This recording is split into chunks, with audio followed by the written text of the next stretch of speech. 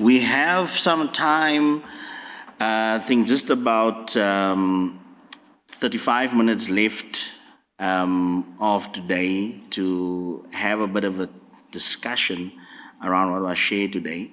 We've set time aside for panel discussion. Linda, would you like to join us on stage? This is, of course, not a very formal discussion. We want to, again, open up the floor for a couple of questions. And then I have just one or two questions that I would like to pose to the panel to share their views with us. But like I mentioned, we do have the opportunity to ask some more questions and just get the discussion going. And, of course, that will take us to the end of the day. So we had our presentations earlier. We had Prof. Linda Godfrey presenting on circular economy.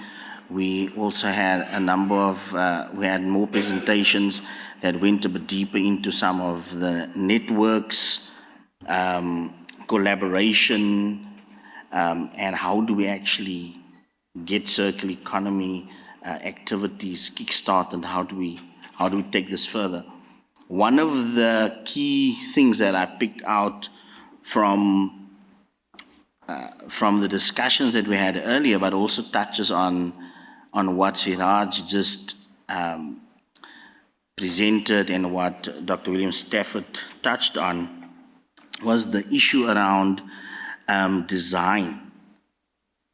And I remember Linda mentioned this in her presentation around when we think about circular economy, one of the areas that we need to start thinking a bit more about is around design aspect. And so I just mentioned a couple of times, referred to the business model, but also around the value chain and how design starts to influence the waste outputs and the life cycle of a particular product. Why is design important, and where does it need to happen? I think that's probably the question that's the part of the question that's important. Who should do this? Where should design happen to actually have the desired outcomes that we're trying to achieve through circular economy?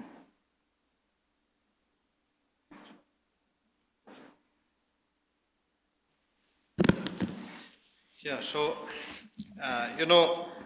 we have this maxim, if you fail to plan, then you're planning to fail. So really the idea is to design, upfront. Having said that, for the type of companies that we've engaged in, the smaller companies, SMEs perhaps don't have that in-house capability. So perhaps this is where assistance from technical assistance, perhaps in the form of the DTIC with some sort of model, can actually assist those companies. The larger companies will generally, have some sort of in-house design capability. The idea behind design really is to minimize the use of any resource. So if we think about it, let's say, for example, I've got a certain size of fabric, and I'm going to be cutting out to make a shirt, or if I can optimize the way I've actually laid that out, I can use less material. So that's, from an in-house or manufacturing perspective. I can also look at it from my intended use is going to be this. How do I make sure that the garment, that the textile actually has an extended life? But, those are really what we, sort of the traditional methods of design. One of the things that we've been mooting or trying to understand is, let us, the consumer, actually influence the design itself. So here we're looking at consumers giving input into what they actually want as products, what they want out of it, how long they want to wear it, And in that way, they can influence, the actual manufacture itself. And this, for me, is part of the extended circularity of the value chain. So remember, we are making a product, or a product is being manufactured for a consumer. So surely the consumer, if they know what they want, can influence that from a design perspective.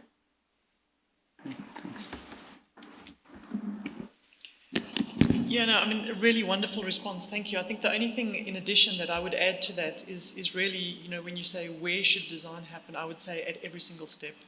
So, from the moment, very often one of my big frustrations is around material scientists who will come up with a fantastic new material to be used with all of this functionality. And I don't mean material as in like the textile material sense, whatever it might be. And you say to them, so what can we do with that at end of life? And they kind of look at you with a blank stare. And so from the basic concepts of innovative materials in terms of product design, whoever the person is responsible for it, whether it be a design engineer or a material scientist, needs to be thinking what will happen to that product at end of life. And if it can't be remanufactured, repaired, reused, recycled, there's a flaw in the process.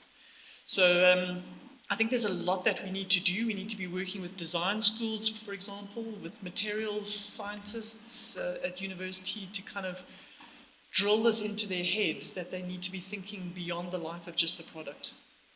Great. Thank you. I just want to check in. We get the Teams screen, the Microsoft Teams interface is on the screen.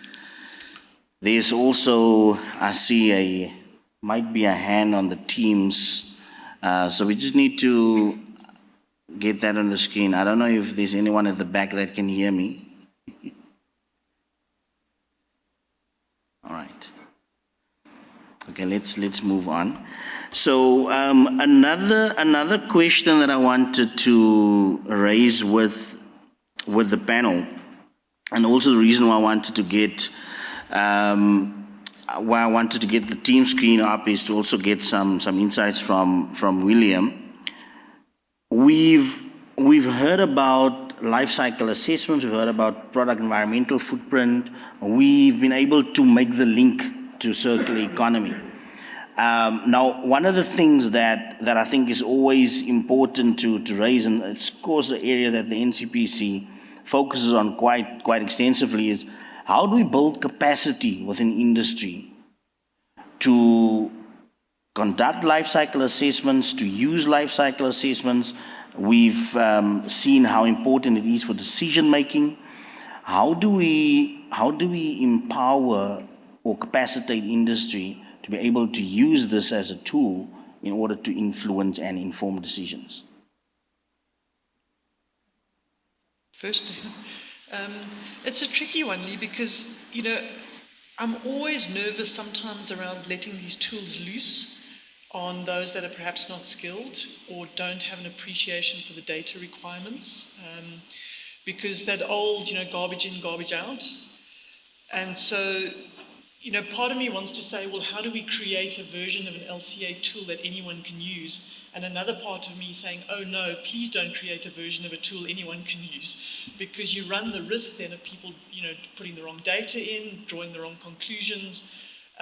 So it's tricky, but I think certainly we do need to develop more capability in South Africa to be able to undertake LCAs. And I would almost say, every single company needs to undertake an LCA before they put a product on the market. And if it doesn't make sense for that product to be on the market, or to be on the market in that particular material or with that particular design, they really need to rethink. Because, the two things we've touched on here today, William made reference to plastic and single-use plastic. You've made reference to textile and obviously, the whole fast fashion, the clothing industry. These are two sectors of the economy that are having significant environmental impacts. And we could probably have a whole afternoon just talking about fast fashion and the impact that that's had. So, I do think that more and more companies need to be taking responsibility and using tools like LCA in informing their product choice. because, you mentioned the point around we want to empower consumers to have more say in product design and functionality, but at the same time we've got big business that actually just wants to sell more stuff, and in fact it's beneficial if it doesn't last forever, and if after three wears it's reached its end of life. So yeah, tools like that are really, really important, and I think big business needs to be adopting it. Thanks, Linda. Yeah, just to add to what Linda's saying is that we firstly need to create some sort of awareness. And it's our perception, my perception that we've been thinking in terms of silos. I'm the supplier, I'm the manufacturer, I'm the consumer, or the retailer, I'm the consumer. And we haven't actually made those linkages. And I think hopefully with this project, we will start to create that awareness. And I think NCPC is probably ideally suited to actually take that and extend that into all manufacturing sectors in South Africa. If I think about the approach that you use in terms of systems thinking, in terms of system optimization, so using that same approach to try and extend that to the entire value chain. So for me, that's going to be the key thing. So the driver is also the conscience of the consumer. I know that I can purchase something that's very cheap, but if I'm conscious of the environmental impact that it's having, and now because of this, perhaps not my children, but my grandchildren won't have access to fresh water. It might influence my decision. So we need that, systemic thinking.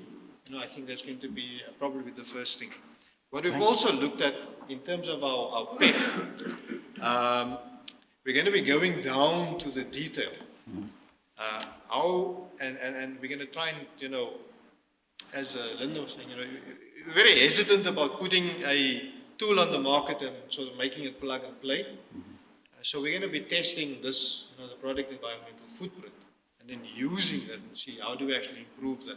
Again, there's a lot of data that goes in, behind the scenes, and the more accurate that data is going to be, the more representative the model will be. So at this stage, we're still in sort of, shall we call it, development phase. Great.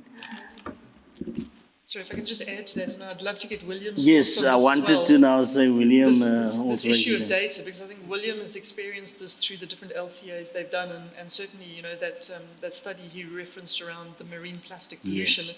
It's probably one of the biggest challenges facing Africa is just getting reliable local data.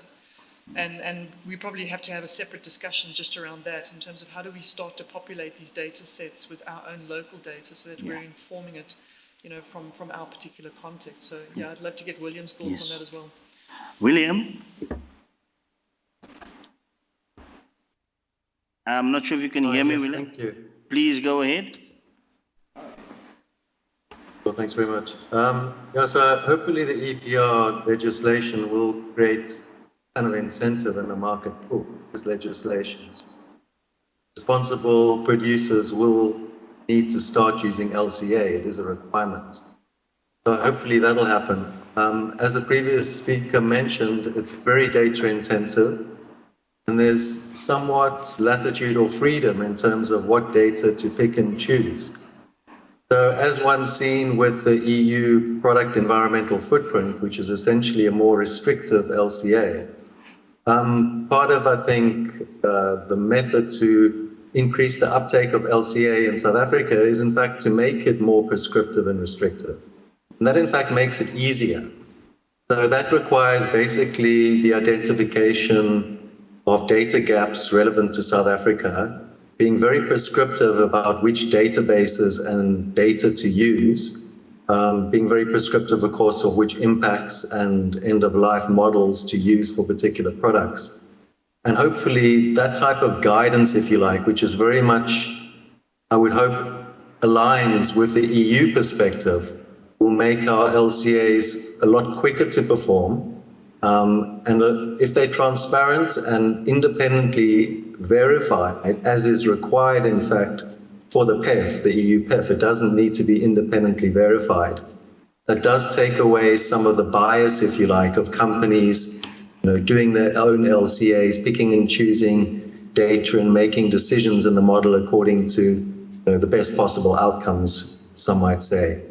It essentially, makes the data more restrictive. It makes the process a lot quicker. It starts to put products in categories, so you know where your product fits and you know which data to use and method choices to apply. So in that sense, the software, if you like, which is Simmer Pro or Open LCA or Gabi, there's a few different types of software. They're essentially, the front end, which is pulling in the database.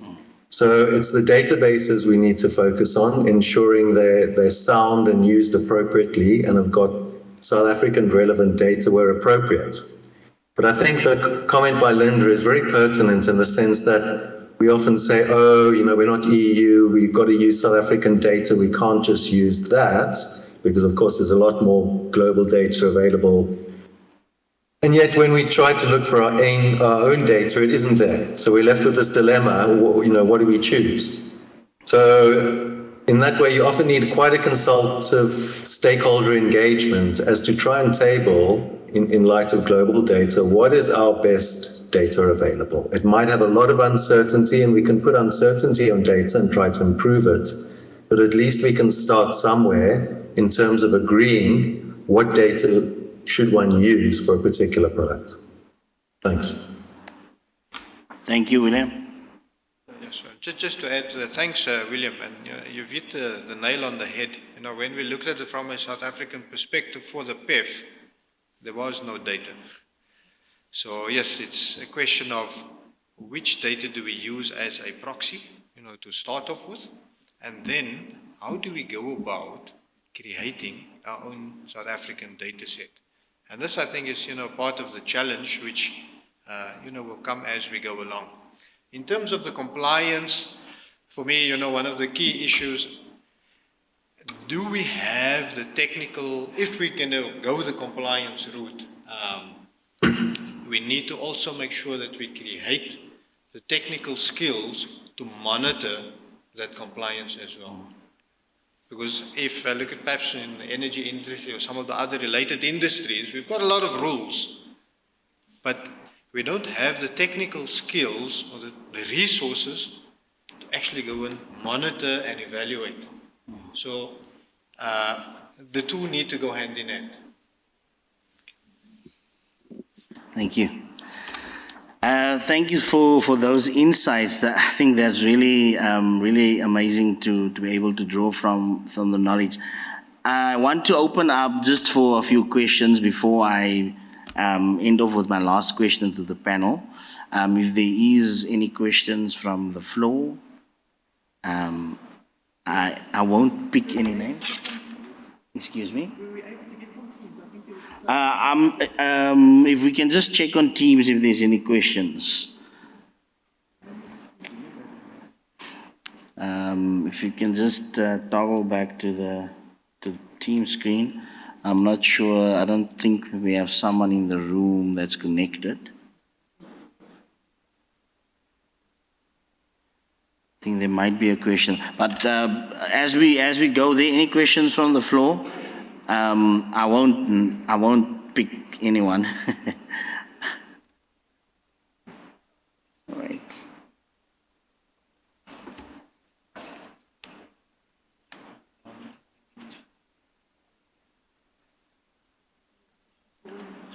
Oh, so William, there is a question for you.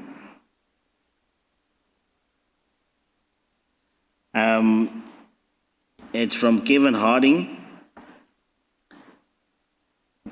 Would you like to respond to that, please, William? How would you measure? Sure, thanks. Great. The question is, how would you measure reuse in South Africa, particularly pertaining to plastics? I mean, I think that's very difficult, and obviously primary data is very hard to come by in South Africa. We don't really know how much we're putting in our authorized municipal landfill sites in many cases because the weighbridges aren't working. So to get actual figures on reuse, it would either come from a particular manufacturer who would be concerned with that, or one would actually need to try and rely on kind of global models where one understands the composition of plastic products in use, if you like. And that's going to be a range of different things, from very single-use items to maybe, being used by yourself on the shelf for some time, a year even, before it's disposed, or some years, your plastic container, which you might buy, to very durable items, which of course, some plastic light switches in your house, or something might last decades. So there's a mixture of plastic products. They would have, an average lifetime, one might say, and one could thereby, and one needs to, in fact, to do the mass balance in a material flow, one needs to understand how much is still staying in the system, in use, one would say, how much needs to understand how much is being recycled. So, of course, there's, basically estimates of that, as I've said, using products on the market and weighted average lifetimes of those different products, whether it's the plastic toothbrush or the shopping bag or the light switch or the agricultural pipe. Thanks. Thank you, William. And thanks for that question, Kevin. Also quite active in the, Kevin Harding, also quite active in the life cycle space. I wanted to, I actually saved this question for last, Linda. We spoke about this, you mentioned this, and then during the break, we briefly spoke about it. But of course, given the inputs from Siraj earlier on the element of business models, you mentioned earlier that it's important for us to start scaling up when it comes to circular economy. And you mentioned that that is something that is fairly difficult to answer. How the how is quite a difficult one. And I'm going to try and turn it on its head a bit, but how do we start answering that question? Where do we take the first step? What do we look at first to start answering how do we scale up activities like what Shiraz and the team is doing within the textile sector, touching on the elements of life cycle, touching on the elements of business models for circularity. How do we scale this up, and where do we start to answer that question? Jeepers, you left the most difficult one for last. Huh? I didn't have an answer for it before lunch, and I still don't have an answer for it. No, I think that, I always say government's role is to create the enabling environment, but it's business that's going to drive circularity. And if something doesn't make business sense, they're not going to do it. So in my mind, the question is, how do we address that point? How do we create incentives for business to want to do this? How do we create an environment where circular interventions, circular business models, circular activities can thrive in the private sector? And I think if we can crack that nut, I think it's going to get a momentum that it will just run with itself within the private sector. But my sense is that at the moment, a lot of the kind of regulatory environment is holding people back. People want to do things, but either because of cost or because of the hoops that they have to jump through, it's almost a case of, well, why bother, sort of thing. So I think that's it for me, is we need to make this easier for the private sector to be able to implement these solutions. Okay. Siraj? Yeah, no, just to add to what Linda is saying, it's not. I don't think it's a simple panacea. It's something that we really need to think about, and for me, it's about starting to create awareness. I would probably from the consumer, from a manufacturing perspective, people in our engagements, the companies, they want to do. To produce in a more responsible manner, but they've been driven, by the financial constraints. So a government needs to assist, to try and enable or create that environment in which that financial constraint is eased a bit. But we also need to look at it from a consumer perspective and say, how do I influence the consumer to actually want the project, a product which has been manufactured in a more responsible manner? Because that is where, remember, it's the buying power. It's who's actually going to be purchasing that product. So quite a bit of awareness needs to take place.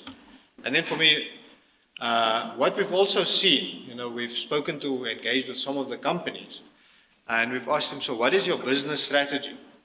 I said, well, we've scrapped the idea of a business strategy. We're living now from month to month. And this for me is also, something which we didn't actually think about. It's, it's a scary thought where people are looking and really, severe financial constraints on the business.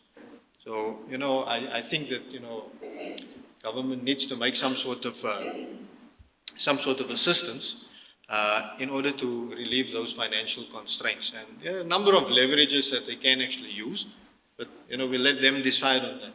One of the things that I think that we can actually do, perhaps from an NCPC perspective, is to try and start unpacking the data.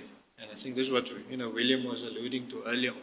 Within the companies, a lot of them don't actually keep track of what they're actually consuming.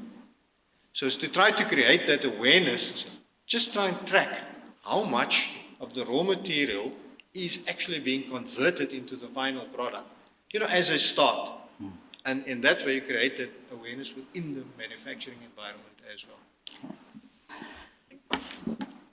Sorry, there's one thing that I desperately wanted to touch on, and it's actually from something you've just prompted now, Suraj, is that, I understand this is an industrial efficiency conference, and so a lot of the focus is around manufacturing, but the one thing we haven't touched on today is, what does the consumer get out of a circular economy? What's in it for us as citizens, for the average man and a woman in the street kind of thing? What's in it for the youth? And that's that's the thing that excites me, because I believe that the circular economy creates an opportunity to get products and services to consumers who perhaps have never been able to access those things before, for whatever reason. It might be affordability. So if you take the most simple, you spoke about designing products for the consumer, but I'm thinking, well, how do we get a washing machine to a consumer in a completely different way? So this whole thing about, why do I have to own my washing machine? Why don't I pay per wash? And then it's an incentive for whoever manufactures that, for it to design it not to last for 5 years, and then the whole issue around, design for obsolescence, but to last for 20 years, so that I can get maximum use out of that. And now I have access to a washing machine where before I could never have one before. In terms of, quality cosmetics or products or detergents, or I think it was, one of the big food groups had a trial, I think, in South America, where there were these little vending machines, like a little trailer thing that went around into communities with little dispenser systems, where you could get access to a good quality shampoo or a conditioner or a detergent, but you might not have been able to afford to buy it in a 500 ml, but you can buy 50 mils of it, because that's what you need. So you can basically buy what you need, what you can afford to get. It removes the whole single-use packaging thing out of the equation, and now I can get access to a good quality product. So there are so many circular business models and interventions that I think would be beneficial for consumers. And maybe if we focus not only just on the business side, what's in it for business, but also what's in it for South Africans in terms of being able to improve quality of life and livelihoods, I think hopefully that'll also get the discussion going. Right. Thank you. Thank you for touching on that, Linda. William, any last comments from your side? I just want to say, Tahira, I did see your question on the Intex LCA, and should we consider the raw material choices? So I'm going to allow Siraj maybe to just quickly respond to that and then give the final word to you, William. Is that okay? So, thanks, Tahira. So it's really just at this point in time, we trying to develop sort of a baseline. What are the manufacturers actually using as their input raw materials, and then to propose, the alternatives. What we've seen now, there's been a mixture between, let's say, synthetic and, pure raw materials. But for us, probably, what's more important is which of it is coming from South Africa and which of it is actually being manufactured, overseas and being imported. And how does that actually affect, the value chain in terms of sustainability? So the idea of, perhaps moving from a pure substance to a synthetic or vice versa, it's going to depend on the end use itself. And we haven't actually gotten into that discussion just yet. So at this point, we're still trying to just identify, the relation between import and locally sourced raw materials. Thank you, Siraj. Over to you, William. Thanks. So in terms of scaling up, I think aside from making the LCA process as per the EPR legislation just generally more accessible and easier, more prescriptive as well, so there's more confidence and comparability in the results. I think obviously what's needed in the market is some kind of incentives.